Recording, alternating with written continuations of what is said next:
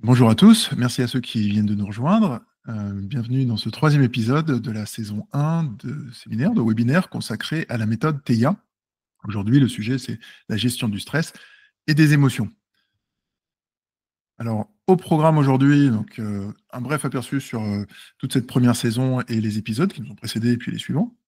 On va parler du stress, de la gestion du stress, et puis ensuite des émotions et de la gestion des émotions.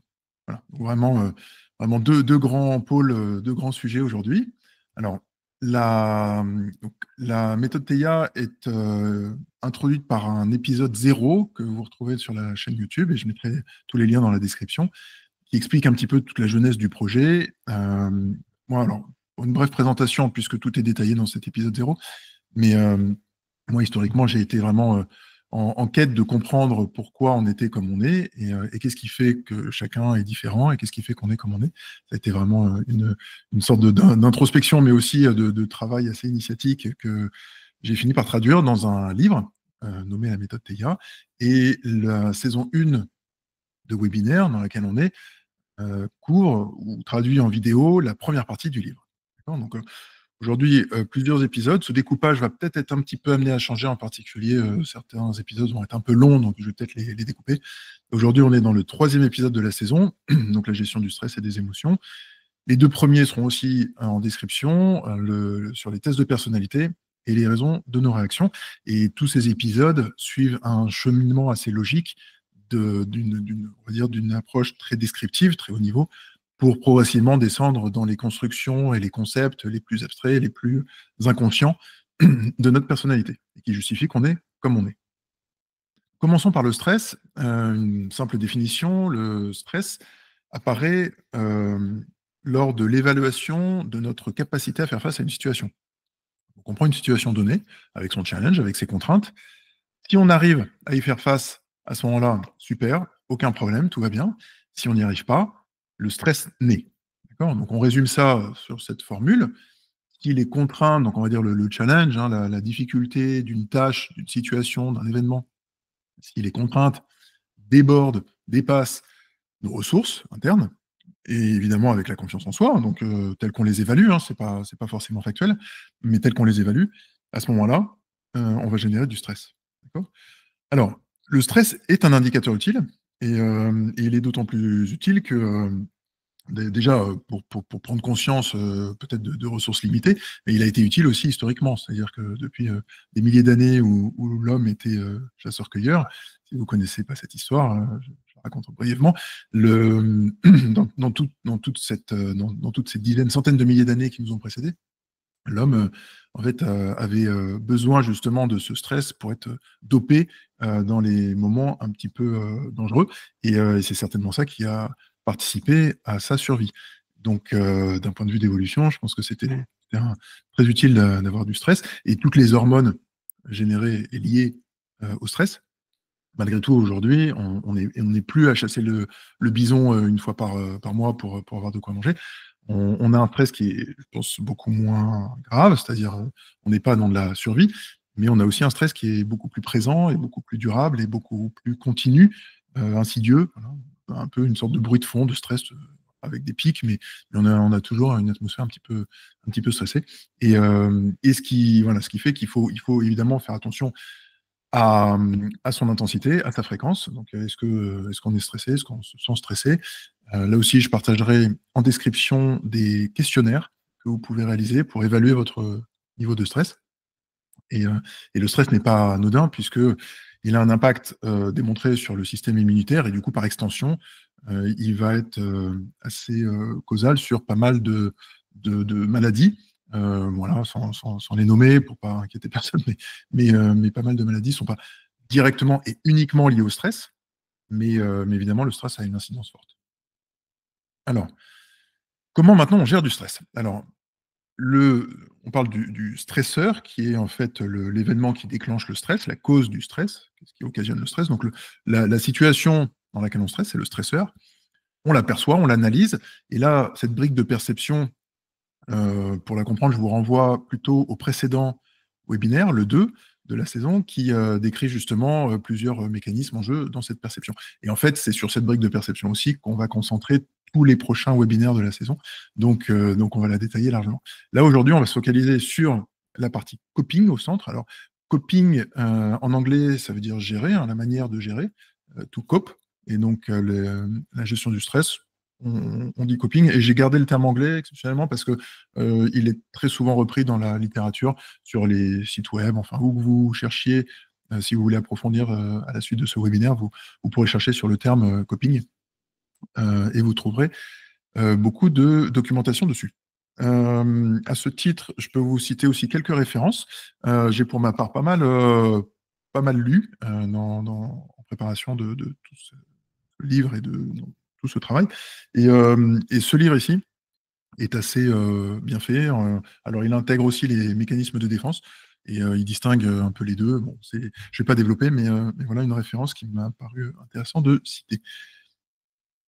Alors, voyons maintenant les stratégies. Je propose une représentation et une graphique un peu de répartition de ces stratégies de coping, qui m'est propre, hein, qui est assez original, de répartition en deux axes, soit que les stratégies sont tournées vers soi, donc interne, ou des stratégies tournées vers l'externe, donc ça peut être vers les autres ou vers l'événement même qui a occasionné le stress, ce qu'on appelle le stresseur. L'autre axe, c'est est-ce que la stratégie est engagée, c'est-à-dire est-ce qu'elle est impliquante, voilà, est-ce que je suis actif dans cette stratégie, est-ce que c'est une stratégie active. Et on va tout de suite voir les exemples pour illustrer tout ça. Alors, il y en a beaucoup, mais on ne va pas tous les détailler, mais prendre quelques exemples dedans. Alors, on va commencer par un premier très simple. Si on a un problème dans la vie, on peut simplement chercher une solution. D'accord? On est en haut à droite ici sur ce diagramme. Donc, on va chercher une solution. Et cette recherche de solution, donc quelque chose d'actif, on va aller chercher la solution, donc on se confronte au problème, on se confronte au stresseur. On va éventuellement peut-être chercher des informations. Si on nous demande, pour un exemple que j'ai déjà pris, de réparer une roue de vélo, bah, peut-être qu'on peut aller regarder des tutoriels, peut-être demander à quelqu'un qui l'a déjà fait, aller dans une boutique spécialisée.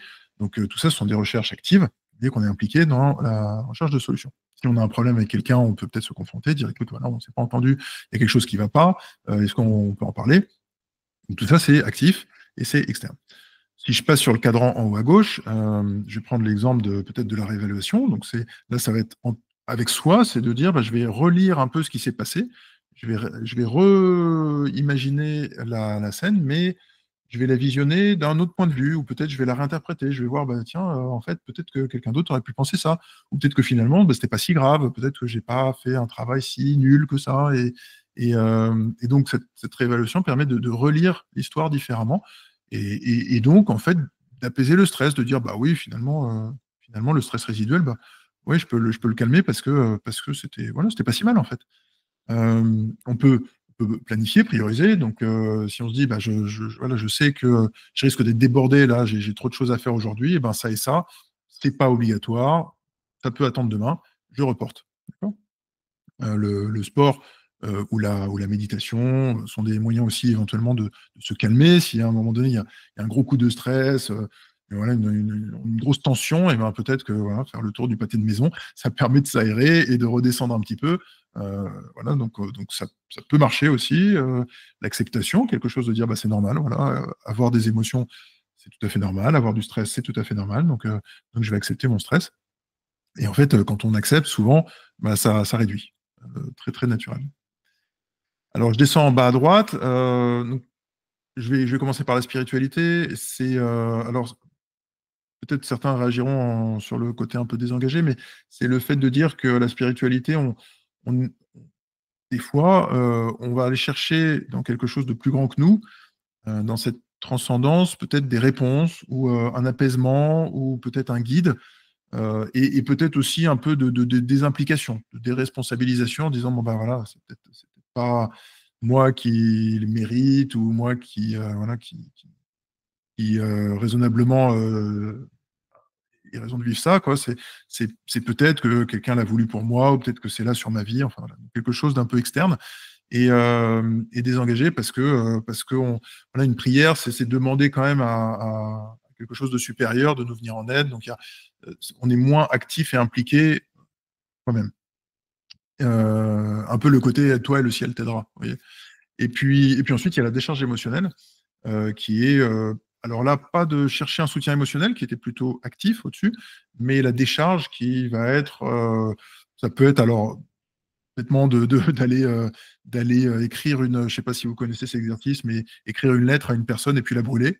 Voilà, ça peut être écrire un journal, ça peut être laisser un mot, ça peut être peut-être, je sais pas moi, hurler tout ce qu'on veut de mal dans un coussin. Enfin bon, voilà, ça, il y a plusieurs moyens de décharger l'émotion. Et puis en bas à gauche, des stratégies qui sont bon, dans l'extrême de la fuite, donc des stratégies plutôt d'évitement, où on va essayer d'éviter. Alors, soit éviter en amont, on sait qu'il y a une situation qui ne va pas être agréable, et ben on va l'éviter en amont, ou sinon en réaction, on sent qu'il y a du stress, et ben voilà, comment on gère, et ben hop, on prend la tangente. Et là, il y a plusieurs. Alors évidemment, on pense aux addictions, mais pas que. Alors, le sport à outrance peut être une addiction, justement, pour essayer voilà, de décharger, de fuir, mais ça peut être aussi par la distraction, voilà, de se plonger dans une série Netflix pour éviter de penser à quelque chose. Ça peut être du shopping, ça peut être voilà, du déni aussi. On peut voir ça, de dire non, non, pas du tout, je vois pas de quoi tu parles. Bon, voilà, non, non, c'est pas vrai, je suis pas jaloux. Pas du tout. Bon, voilà, donc il y a des stratégies un peu comme ça qui sont jugées pas très fonctionnelles, c'est-à-dire qu'in fine, bah, ça résout rien, et la fois suivante, bah, on ne sera pas plus avancé. Donc, c'est pas forcément les stratégies les plus efficaces et les plus, on va dire, qui permettent le plus de résilience. Et donc c'est pas forcément les stratégies à privilégier. Ah oui, un mot aussi sur la rumination, donc qui est le fait de ressasser toujours un peu des pensées négatives. La rumination qui est très liée à la dépression, hein, qui consiste à ne pas se sortir comme ça de pensées qui tournent en rond. Et donc la rumination, là aussi, qui est entre soi et soi et qui n'est pas active, quoi. Donc on peut toujours se dire, mais pourquoi ça s'est passé comme ça, et pourquoi je vis ça, mais pourquoi je souffre, etc. Euh, Là où une stratégie active serait de dire, bon, qu'est-ce qu'on fait? Donc on n'est plus dans le pourquoi, dans le questionnement, quand on est dans qu'est-ce que je fais? Donc dans le quoi, dans le comment, et dans des choses un peu plus, voilà, qui tournent vers l'action. Ok. Donc voilà un exemple de stratégie de coping. Sur le coping, alors je peux peut-être préconiser une petite référence qui m'a pas mal inspiré à un moment donné dans ma partie bibliographique, qui est un livre qui incorpore aussi les mécanismes de défense dont je ne parle pas aujourd'hui, qui sont des mécanismes, on va dire, un peu plus liés à des études cliniques, c'est-à-dire un peu plus inconscientes, alors que les stratégies de coping, comme on les voit ici, sont des stratégies qui sont tout à fait compatibles et sur lesquelles on peut tout à fait jouer, et on peut enrichir sa panoplie de stratégies de coping. L'idée derrière ce slide, c'est de prendre conscience qu'il y en a toute une variété, et pourquoi pas la prochaine fois faire de l'humour. Dire, oh, bah, c'est pas grave, t'inquiète, ou voilà, faire une petite pirouette en disant, oh, bah, tu sais, voilà, moi j'en connais un, voilà, il est bien pire que moi. N'importe. Enfin, on peut imaginer comme ça des moyens de se sortir, un peu de se désengager, voilà, de faire un peu d'humour, ou de l'autodérision. Enfin, vous voyez, c'est ce genre de formule qui permettent éventuellement voilà, de prendre les choses autrement. C'est un peu une sorte de réévaluation, d'accord, mais par l'humour. Et il y en a qui font ça régulièrement, et je suis sûr que si vous y réfléchissez, vous en connaissez. Donc l'idée, c'est de prendre conscience de ces stratégies et d'essayer de les développer et de varier le recours aux stratégies en fonction un peu des situations pour essayer d'aller chercher d'autres outils que peut-être ceux que vous connaissez historiquement. Bien. Alors, nous passons aux émotions. Deuxième grande partie de ce webinaire. L'émotion est définie comme une réponse transitoire à une situation. Donc, une réponse à une situation, d'accord, c'est une réaction à une situation. Et c'est transitoire. Transitoire, donc ça veut dire que ça ne dure pas, par opposition à un sentiment qui est beaucoup plus durable. L'émotion, elle est assez fugace. Et elle sert d'indicateur. Donc, elle révèle quelque chose. Et elle nous sert déjà, nous, à prendre conscience du ressenti, à prendre conscience des choses. C'est aussi extrêmement important pour prendre des décisions, c'est crucial.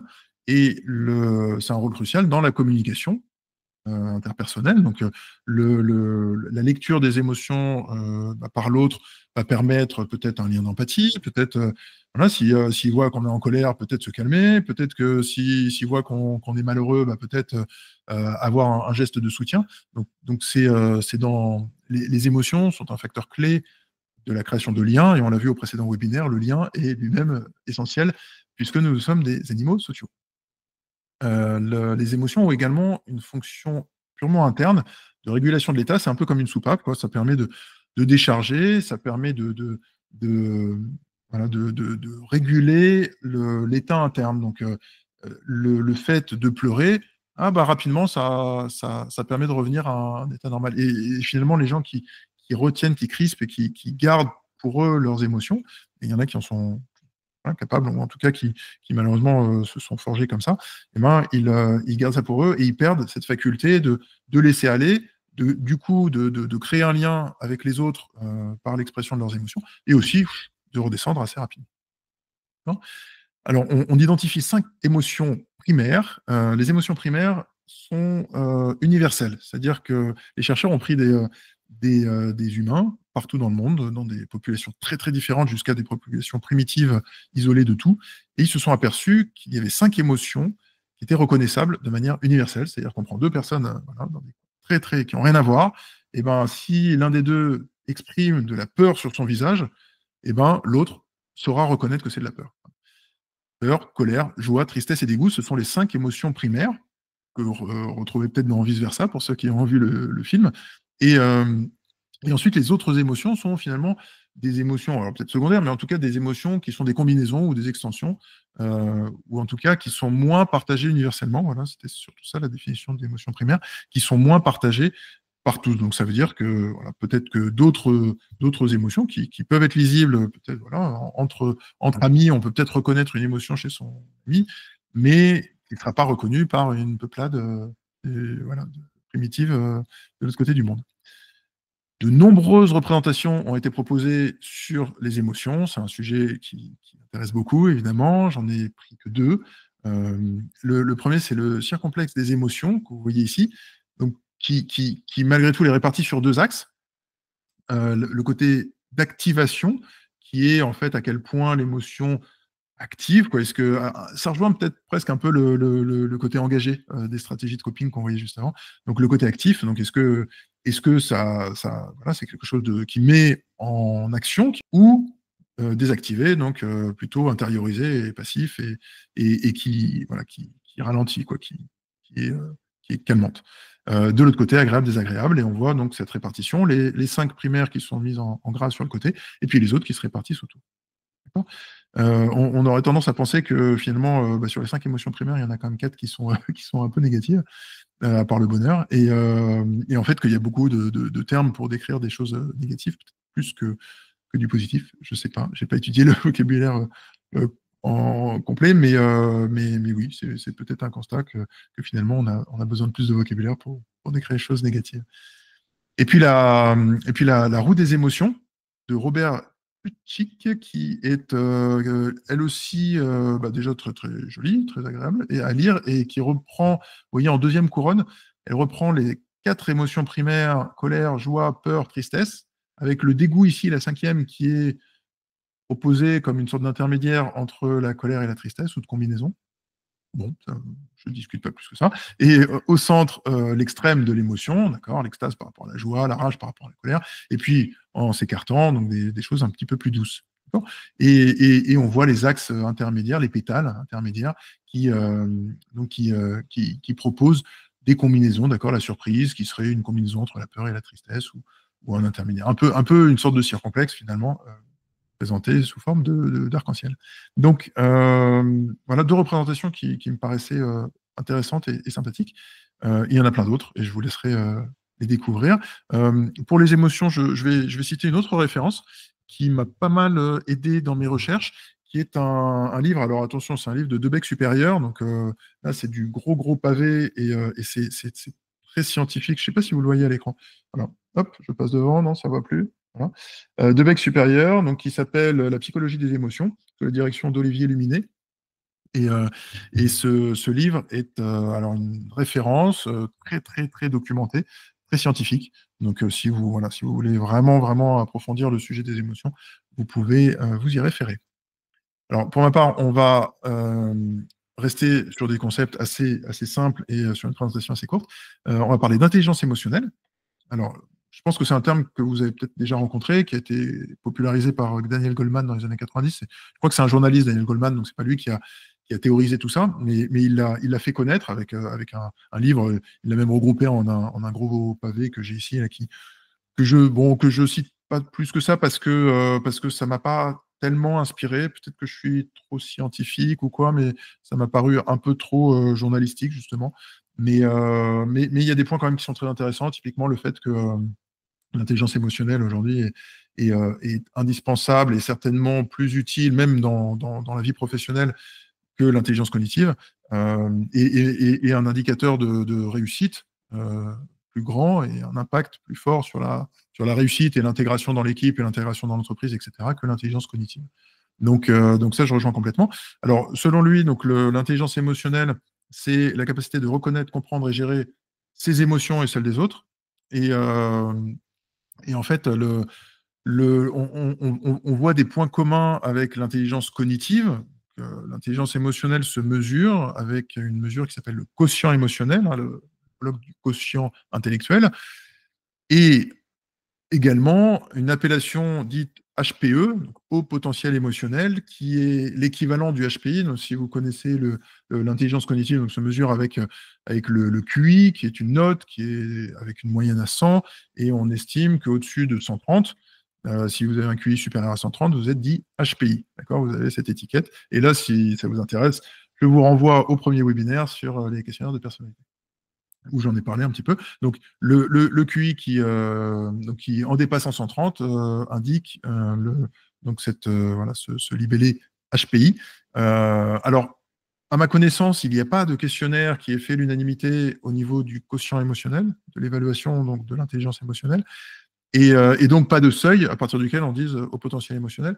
Mais en fait, ce seuil, généralement, sur le HPI, il est fait sur simplement une standardisation de la courbe normale, et en disant que tout ce qui est au-dessus de 130, qui est en gros les 2 et quelques pourcents supérieurs de la courbe, sont HPI. On pourrait imaginer faire pareil pour le HPE. Mais aujourd'hui, c'est pas fait. C'est une notion qui est complètement différente de l'hypersensibilité, dont j'ai aussi parlé dans le premier webinaire. L'hypersensibilité, qui est une évaluation de la sensibilité, qui n'est pas du tout l'intelligence émotionnelle. Voilà, c'est deux concepts complètement différents. On peut être très sensible et avoir une forte intelligence émotionnelle, c'est-à-dire avoir beaucoup d'émotions, mais savoir les gérer, savoir les nommer et conjuguer avec, de la même manière qu'on peut aussi avoir une faible voilà, émotionnalité ou quoi, et pour autant avoir aussi faible intelligence émotionnelle. Bref, c'est vraiment deux concepts complètement différents. Aujourd'hui, je me concentre sur l'intelligence émotionnelle, et l'intelligence émotionnelle, comme l'intelligence cognitive, a deux parties. Une partie innée, d'accord, qui va être stable dans le temps, et une partie qui s'acquiert, donc qui se développe. Et cette deuxième partie, on appelle ça les compétences émotionnelles. Les compétences émotionnelles, c'est eux qui peut-être a fait l'objet de plus de recherches dernièrement, et qui reprend un petit peu les trois premiers piliers de Goleman, d'accord, identification, compréhension, régulation, et toujours avec cette distinction intrapersonnelle, hein, mes émotions propres, et interpersonnelle, c'est-à-dire arriver à se connecter aux émotions des autres, et en rajoutant l'expression et l'utilisation des émotions. On arrive à un petit tableau. Bon, je vous laisse lire, ça n'a rien de bien particulier. Peut-être un commentaire sur les points d'interrogation. Là, c'est vrai que aider les autres à réguler leurs émotions, bon, ça interroge un petit peu plus. Éventuellement, peut-être oui, les aider, oui, mais est-ce que ça fait partie des compétences émotionnelles de savoir aider les autres à réguler leurs émotions? Je ne suis pas sûr, ça appartient quand même un peu à chacun. On peut évidemment donner des conseils, on peut soutenir, on peut aider, mais voilà, est-ce que c'est une compétence? Je ne sais pas. Et puis, pareil, aider à exprimer. Bon, à part si on est dans de l'éducation parentale et qu'on parle d'un enfant voilà, à qui évidemment, on va apprendre à identifier une émotion, à la nommer, à l'exprimer de manière saine, d'accord. Par exemple, la colère, à savoir nommer la colère, savoir peut-être apprendre à la réguler, mais aussi apprendre à l'extérioriser de manière saine, voilà, sans taper sur les murs, sans casser des trucs. Voilà, donc il y a des choses, mais en interpersonnel, en tout cas entre adultes, je vois moins. Mais bon, petit commentaire en passant. En tout cas, ces compétences émotionnelles, pour moi, sont quand même très intéressantes et pertinentes, et on voit en fait elles sont pas figées. Voilà, évidemment qu'on est NAIT tous avec des compétences, des aptitudes, voilà, plus ou moins innées, et on a évidemment en soi peut-être plus ou moins de capacité à voilà, s'auto-réguler. Hein, ça faisait partie du tempérament dans ce que je présentais là aussi en premier webinaire. Mais, mais bon, ici on est vraiment sur des compétences émotionnelles qui se développent, donc toute la vie, qui peuvent se développer toute la vie. Alors, en synthèse, je reprends ce diagramme qui est, vous savez, le diagramme récapitulatif de toute la méthode TIA. On va enrichir au fur et à mesure de cette saison 1 de webinaire. Là, je le reprends tel qu'il était à la sortie du deuxième épisode, hein, de l'épisode précédent. Et on va tout simplement rajouter une petite flèche sur justement la gestion qu'on a vue aujourd'hui. Alors, je mets la flèche ici, je ne veux pas rentrer dans le débat. Effectivement, la gestion, on pourrait dire, bah oui, mais c'est du coup postérieur à l'émotion et au stress. Oui, ok. Et en même temps, ce sont des boucles, hein, c'est vertueux. Évidemment que si on arrive à apaiser son stress, ben on a un impact sur le stress, on a un impact sur l'émotion, et donc du coup, l'émotion résiduelle est moindre, et du coup, la réaction va être moindre. Donc voilà, donc tout ça est extrêmement complexe, et je suis pas à même de vous dire qu'est-ce qui intervient à quel moment, et je ne pense pas qu'il y ait une sorte de séquentialité dans l'intervention de toutes ces modulations, de tous ces concepts là qui viennent in fine expliquer nos réactions. Mais voilà, ils se conjuguent tous ils interviennent tous dans ce processus. Donc, ce diagramme, évidemment, va être largement développé dans toute la suite de cette première saison de webinaire. Et on va voir que, évidemment, ça n'explique pas tout. Okay, donc, si nous passons au récapitulatif de ce troisième épisode, donc, on a commencé par le stress, hein, indicateur que les ressources que nous estimons avoir en nous sont insuffisantes pour faire face à la situation. On a vu qu'il y avait de nombreuses manières de gérer le stress, et toutes ces stratégies très variées, on peut essayer d'en prendre conscience, progressivement de les développer, de les acquérir, et de diversifier notre arsenal du coup de stratégies pour faire face à chaque situation de la manière peut-être la plus juste possible, parce que certaines sont plus pertinentes que d'autres, et plus efficaces que d'autres. En deuxième partie, on a vu les émotions primaires, la composition avec tout le panel d'émotions et toute la richesse émotionnelle dont on peut faire preuve. Et puis, on a vu l'évaluation de l'intelligence émotionnelle, la partie, on va dire, acquise, qui se travaille toute la vie, dite de compétences émotionnelles, qui peut continuer de se développer toute la vie. Et heureusement, d'accord, donc rien de tout ça n'est figé, on n'est pas dans du défaitisme du tout, que ce soit la gestion du stress ou la gestion des émotions, on peut les développer. Voilà. Il n'en reste pas moins que, suite à ces 3 premiers webinaires où nous avons décrit donc, vraiment le processus de l'événement déclencheur jusqu'à la réaction in fine, et comment plusieurs concepts, donc on a vu hein, la culture, la confiance en soi, le style d'attachement, maintenant le coping, comment ils viennent moduler nos pensées, nos émotions, et in fine, générer ces réactions. Mais ce n'est pas tout. Je ne sais pas si vous le sentez intuitivement, moi, à ce stade, quand j'en étais là, je me suis dit, ça n'explique pas tout. Ça n'explique pas tout. C'est pas possible que un même événement, une même stimulation, un même stimuli sur une personne ne va pas du tout donner la même réaction que sur une autre. Et même si on est dans la même culture, dans le même pays, même si on a à peu près des niveaux de confiance similaires, enfin voilà, il y a d'autres choses qui sont en jeu. Et ça, à ce stade, j'en étais toujours au pourquoi on est différent. Et là, évidemment, j'en suis venu à cette notion de masque qui sera développée dans le prochain épisode 4 de la série. Donc les masques, c'est une fausse personnalité qu'on arbore pour se protéger de blessures qui sont encore plus inconscientes, donc on verra ça encore plus tard dans la saison. Et donc là, on développera les masques, comment les masques interviennent justement dans notre vie de tous les jours, et comment ils vont occasionner peut-être plus de stress, mais aussi qu'ils apportent une identité, ils apportent des qualités, ils sont moteurs dans la vie. On va développer donc tout ça dans le prochain épisode mardi prochain. Je vous encourage à nous rejoindre, toujours à 13h.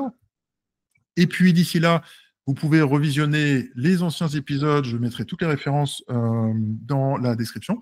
Et, et vous pouvez vous abonner à la chaîne YouTube également.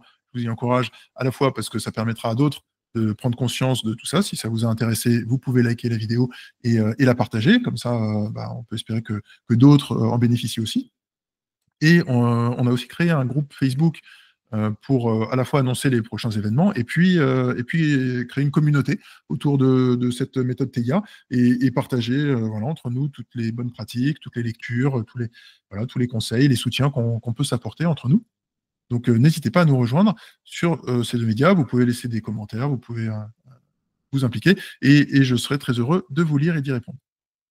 Alors, je vais prendre quelques minutes, je vois qu'on n'a plus beaucoup de temps, je vais prendre quelques minutes pour quand même aller dans le chat pour voir quelques questions qui auraient été posées.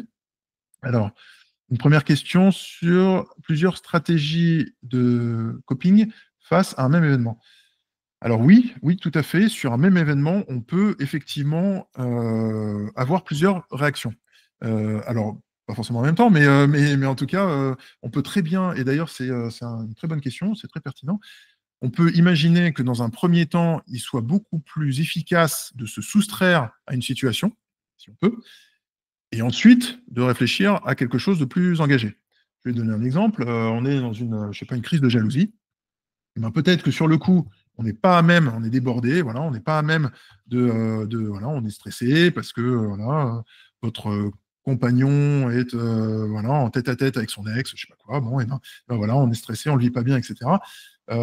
Voilà, décider quelque chose sur le moment impossible, réfléchir impossible. Bon, donc peut-être que là, la solution, ça peut être à ce moment-là précisément de fuir. Donc fuir, ça va être de dire, bah, je vais appeler une copine ou je vais regarder une série Netflix. Enfin voilà, je vais essayer de passer le temps, quoi. Je vais faire un tour du pâté de maison, je vais faire du sport, je vais pédaler parce que voilà, ça va me détendre un peu, je vais prendre l'air. Et donc là, ça permet de laisser passer un peu l'émotion, de laisser passer un peu le stress, la douleur et de redescendre un peu. Et puis quand l'événement est passé, ben ensuite on peut réfléchir, on peut dire ok, voilà, et dire qu'est-ce qui s'est passé, peut-être essayer de faire les choses un peu mieux la fois suivante, peut-être essayer d'en parler à l'autre, voilà, de réfléchir à des solutions dans un deuxième temps. D'accord? Donc voilà, donc comme quoi aussi les stratégies de fuite sont pas forcément stricto sensu, quoi, à prendre négativement. Elles peuvent être efficaces, c'est juste qu'il ne faut pas ne faire que ça. Si on ne fait que fuir, bah voilà, on n'avance pas. Donc, mais ça peut être pertinent de faire appel à ça dans un premier temps. Bon, je disais stratégie de fuite, mais ça peut être de la méditation, voilà, de dire à un moment donné, je commence par redescendre et ensuite j'attaque le problème. Voilà. A contrario, quelqu'un qui serait que dans la recherche de problèmes exclusivement et de solutions, type ingénieur, voilà, voilà, dans lequel je m'implique un petit peu, je me situe un petit peu, et ben ce genre de comportement qui est, voilà, il peut être agaçant aussi parce qu'il y a une phase émotionnelle et il y a un lien avec l'autre émotionnel qu'il faut considérer aussi et qu'il faut respecter. Donc peut-être que commencer par vivre ses émotions, les apaiser avant d'aller sur de la recherche de solutions, euh, ça peut paraître beaucoup plus sain. Une deuxième question. Alors oui, donc les stratégies de coping, j'ai mis une répartition là sur les deux axes qui m'est propre, que je propose, mais effectivement, il y en a d'autres. Le plus courant qu'on trouve, mais je pourrais citer là aussi dans la description, je mettrai en référence plusieurs évaluations même de stratégies de coping, je mettrai des évaluations de stress, tout ça. Et vous verrez, les répartitions souvent sont à trois pôles, ce qui est le plus courant aujourd'hui. C'est toutes les stratégies de coping liées aux émotions, les stratégies de coping centrées sur le problème et les stratégies de coping de fuite. Et donc, elles sont regroupées. C'est un peu le nuage de mots que vous voyez, hein, toutes les stratégies que je listais, mais qui vont être regroupées sur ces trois axes-là. Voilà, bon. Jean Cotreau aussi a fait une bonne répartition en triangle des stratégies de coping. Bon, vous pouvez regarder, il y en a quelques autres modèles. Bon, j'ai proposé le mien parce qu'il me paraissait plus pertinent et plus lisible, mais effectivement, vous pouvez en trouver d'autres. N'hésitez pas à approfondir, à creuser un peu plus. Et puis, je vais prendre une toute dernière question. Est-ce que, donc, oui, les compétences émotionnelles, est-ce qu'il y a des formations qui existent sur les compétences émotionnelles? Eh bien, oui, et oui, et oui, et oui. D'ailleurs, attendez, j'avais préparé en plus une référence là-dessus, hop, dans tous mes livres, et que j'ai oublié de mentionner quand je suis passé dessus. Merci de poser la question. Je cite un livre ici, si vous le voyez apparaître avec ce fichu, hop, voilà, qui fait disparaître les titres. Mais en gros, c'est un livre qui se nomme Développer les compétences émotionnelles en 8 séances chez Duno. Si vous regardez, l'auteur principal, c'est Ilios Kotsou, qui est assez connu, qui a fait des TED et interventions en public, etc., qui est très, très impliqué sur toute la partie justement de compétences émotionnelles. Et, donc, ce livre est vraiment pratique. De mémoire, il y a deux parties. Il y a une partie vraiment théorique et pour un formateur, pour vraiment avoir compétences pour être soi-même formateur, sachant qu'il propose des formations certifiantes à cette méthodologie, et puis un petit livret étudiant aussi voilà, pour le stagiaire qui voudrait se former. Et donc il y a vraiment un côté très très pratique dans ce livre. Et je leur avais posé la question, alors c'était il y a un an peut-être, hein, mais je leur avais posé la question, est-ce qu'ils connaissaient des formateurs certifiés du coup en France? Et parce qu'ils sont pour partie originaires, j'avais demandé à Moira, qui est une co-autrice hein, sur ce livre, et qui m'avait répondu, elle est de l'université de Louvain, en Belgique, et elle m'avait répondu qu'il n'y en avait pas encore à l'époque. Le livre venait de sortir, je crois. Donc voilà, ça se comprend peut-être. Il y en a peut-être depuis. Donc je vous encourage à regarder les formations. Je sais que si vous tapez simplement formation compétences émotionnelles ou formation intelligence émotionnelle sur Internet, vous trouverez plein de réponses. Attention, néanmoins, hein, à valider le sous-jacent. Bon, je suis toujours un peu prudent et peut-être un peu trop scientifique, mais je me dis qu'une méthodologie qui a été appuyée par des psychologues, qui ont fait des recherches, qui ont validé ça dans des groupes témoins, etc., je trouve que c'est un peu plus solide qu'un organisme de formation qui propose sa sauce. Ça, il y a certainement des choses très, très pertinentes qui existent, qui ne sont pas faites par des psychologues et qui n'ont pas fait voilà, toutes ces études scientifiques. Mais bon, malgré tout, voilà, j'incite à faire attention, à regarder un petit peu sur quelle méthode, sur quelle théorie s'appuient ces formations. Voilà. Eh bien, écoutez, je pense avoir fait le tour des questions. Je vous remercie beaucoup. Il me reste à conclure. Si vous avez des questions plus personnelles, plus directes, n'hésitez pas à me contacter par email. Et puis donc, le livre La méthode Théia, évidemment, qui développe tout ça beaucoup plus. Et je vous dis rendez-vous mardi prochain donc à 13 h pour l'épisode 4 de la saison 1 sur les masques. Merci pour votre attention et très bonne journée. À bientôt. Au revoir.